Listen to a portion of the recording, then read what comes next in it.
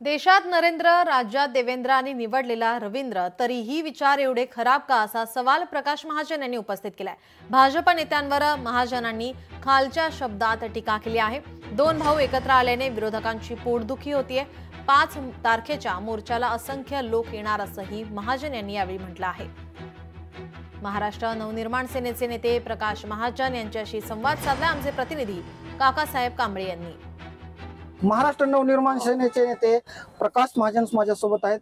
महाजन साहेब, काय सांगाल आता 5 तारखेला दोन्ही बंधूचा विजय रणनीती काय तयारी झाली? हा दोन बंधूचा नाही तर मराठी भाषेसाठी, मराठी भाषेवर प्रेम करणाऱ्या सगळ्या मराठी माणसाचा हा विजय उत्सव आहे आणि मराठीच्या निमित्ताने हे दोन भाऊ एकत्र आले हीच खरी महाराष्ट्रातल्या सत्ताधारी पक्षाची पोटदुखी आहे आणि या दोघांनी भावामध्ये कसं वितुष्ट निर्माण होईल म्हणून निरनिराळ्या प्रकारचे अफवा, निरनिराळ्या प्रकारचे वक्तव्य त्यांच्या ज्येष्ठ नेत्याकडून केली जातात। पण ही मराठीच्या प्रश्नावर एकत्र आलेले हे दोन भाऊ आता कधी वेगळे होणार नाही। काकासाहेब कांबळे, लोकशाही मराठी, धाराशिव।